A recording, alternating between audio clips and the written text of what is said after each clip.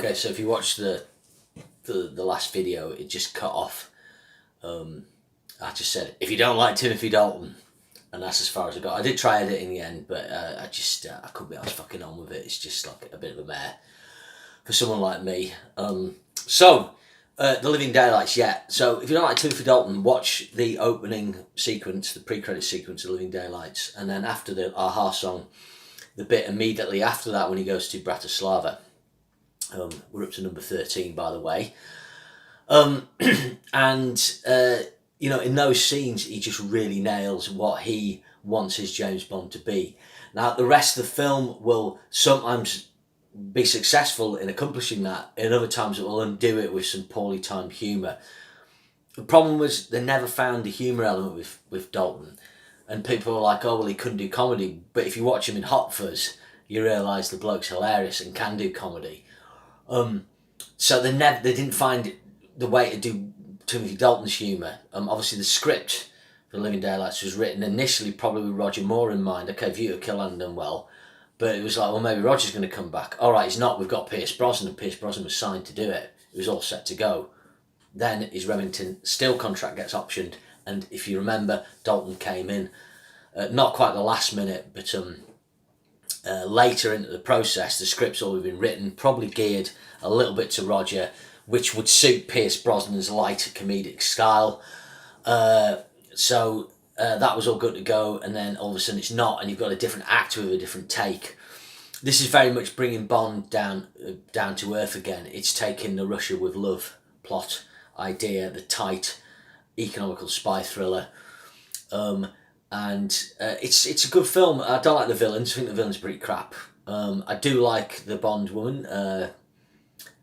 I've forgotten the name of the actress again. I actually did this before, and this is a reshoot, and I've forgotten it again. But I didn't used to like her character. Thought it wasn't very good, but she is. I think she's really she's sort of touching, and there's a really nice interplay with her and Dalton. I watched a documentary about Bond with Mark Gatiss and Matthew Sweet not last Christmas, the Christmas before, and they always said it's quite Hitchcocky in their relationship if you watch a Hitchcock film where you've got the kind of couple sparring, and obviously then they go to Vienna, reference the third man as well by going to the fairground, referencing a classic spy film as well there. So there's some really good elements to this. Great action, fantastic fight on a plane cargo hanging off the back of the plane. One of the stuntmen got knocked out doing that. You know, he falls out of the sky, basically have to redo the Moonraker stunt. His mate has to dive after him and fucking rescue him or something like that. Or did he knock himself out and then he came to before he hit the ground? I don't know. But the final sequence, they're basically doing a previous Bond stunt. They're basically, because they've done the Moonraker, you know, I'm going to free fall without a parachute stunt.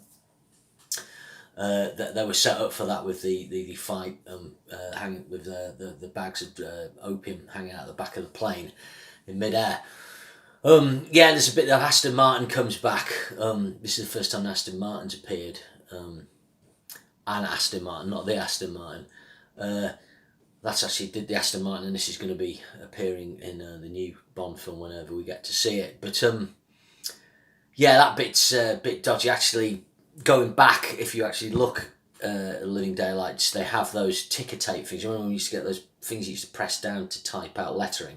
And that's the lettering for the controls on the Aston Martin, you know, if he wants to push a rocket or a laser or whatever.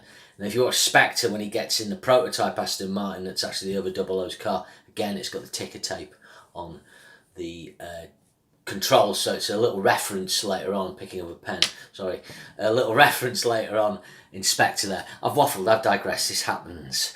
Okay, so Living Daylight, solid 7 out of 10. It's got good action, good characters, could do better villains, good John Barry score. I like the Aha song, and I think Timothy Dalton did a really good job. I went to see the pictures when I was a kid with my brother and his friend, and we had a great night out of the pictures, and it's number 13 on my all-time Bonds. Next, this is a tough one. Positions 12 and 11, it's a toss-up between them. So I'm going to put this one 12. And the principal reason is, I think by this point Sean Connery is bored, and I think his performance lets it down. Connery never gave a bad performance as Bond. He's great in Never Say Never Again. But this is as close to a not as good performance as he got. And it's You Only Live Twice. What's right about this film? Incredible theme song, one of the great theme songs of Bond. Fantastically sung by Nancy Sinatra. Sometimes it gets overlooked. It's so good Robbie Williams sampled it. Its chord sequences inspired songs I've written. John Barry does a really distinctive chord change in this, across 4 chords. If you play them, it just sounds Bondian. Fantastic theme song, fantastic music by John Barry, not Bon Jovi. Don't let them do a theme song, no. Pardon me. You've got amazing location. They go to Japan. I mean, Japan back then, I mean, it's just so exotic. I mean, if you're sat in, I'm from Cumbria in the middle of the sticks, you're sat in Benwell and you go and see, in 1967, you go and see Only Live Twice and you see Japan. It's just nuts. It's just crazy at location. Now it's like, oh, it's Japan. No, I've been there. I haven't, but, some people have. But it's got great locations. Connery's a bit overweight, he's a bit bored by then. And if you see some of the Alan Wicker documentary on the making of You Only Live Twice, when Connery's getting followed into the bogs by a journalist, he'd had enough by then. Interesting fact, this film, total car geek thing. He has a Toyota 2000 GT in it, and it's a soft top, and that's the only soft top one in the world. They made it especially for the film. So the Toyota 2000 GT is a really important car in history. So basically Japan after the war, obviously he got into the car manufacturing business and did incredibly well in it by reverse engineering designs by British and American manufacturers and German. So the Toyota 2000 GT that the Kishi Suzuki, I think it's Kishi Suzuki, is it? It's Kishi Suzuki drives it.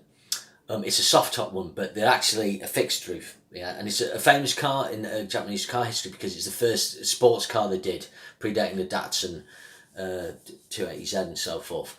But it was to kind of show, look, we can produce cars that you really want, and they go for a lot of money now. But anyway, there wasn't a convertible one; it was made specially for the film. There is one other in the world where a guy actually owned one of those cars, and he made a soft top out of it. So there is another one, but it's not an original one. So that's just a bit of car geekery there, obscure car geek, because everyone knows about Aston Martins and that. But Toyota 2000 GT, look it up, beautiful car. So yeah, Bond girls aren't great in this. They're not really given a lot of character, a lot to do. Connery's a bit bored. It looks amazing. The set, the volcano set, is amazing. You could see it from the motorway. If you were driving down the motorway, probably the M4 or something, on M1, you could see that set from the motorway. It was so fucking big. Ken Adam, obviously, he does all the spectacular sets. Amazing historical story, Ken Adam, the legendary Bond production designer. He was actually here in the war. So when World War II broke out, he was a German man living here, working here, and he fought for us. He flew planes in World War II against the Germans. Against the Nazis, we should say, not against Germans in particular, but against that regime. And he obviously did the sets for Dr. Strangelove. He's Oscar winner, but his sets for Bond and Dr. Strangelove are some of the greatest achievements in set design. And here he shows what he can do. His first appearance properly on screen of Ernst Stavro, both Blofeld, brilliantly satirised by Mike Myers as Dr. Evil. Donald Pleasance, yeah, he's good.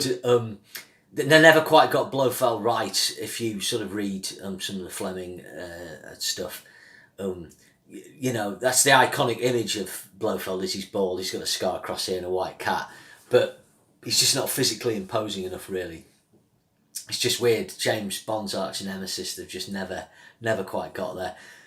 So there's top action in this. You've got ninjas abseiling into hollowed out volcanoes. You've got a massive fight in a helicopter shot where he's fighting loads of guys on the rooftop of a warehouse. You've got the aforementioned Toyota 2000 GT, very rare sports car. You've also got the terrible bit where Connery's made up to look Japanese. He doesn't. It's a massive spectacle. It's one of the template films. Basically, when they want to make a big fuck off James Bond film with fucking laser beams and shit, this is the one they go to. But invariably, it can go wrong. It goes right with The Spy Love Me, which we'll come to later. Wrong with Moonraker, and wrong, very wrong, with Die Another Day.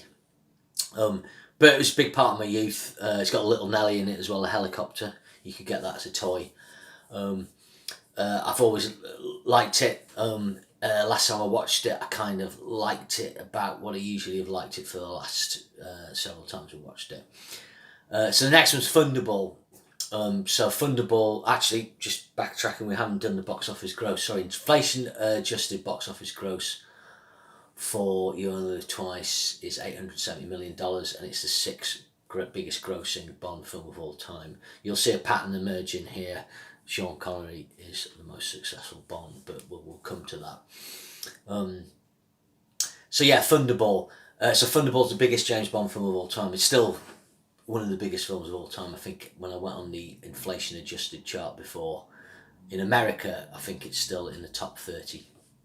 Worldwide, its inflation adjusted gross is $1.5 billion, just a bit more than that. It's $1.555 billion I've worked out. Massive film, basically coming on the back of Goldfinger. It's where the spectacle went really big, the budgets. This was twice the budget of Goldfinger. Let's get the positives there. Cool pre-credit sequence.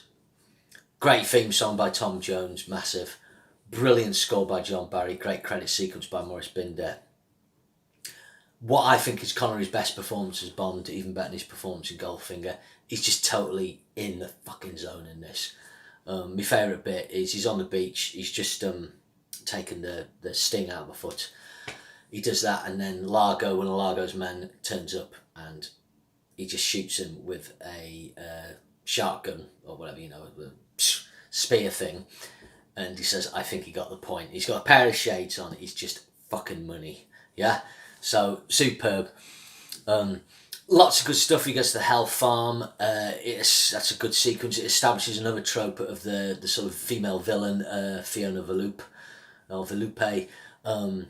She plays, a typical figure in Bond films where they have the villainous woman and she usually gets offed. There's a character like that in You Only Live Twice.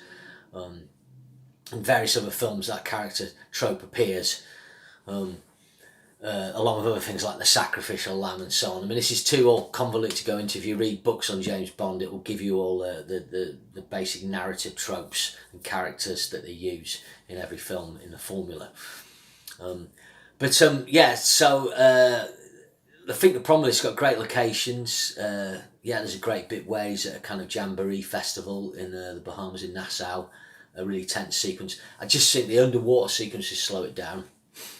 There's continuity errors with that, and it's just a bit bloated. It's just a bit slow, but it is in the classic James Bond era, and Connery is great in it.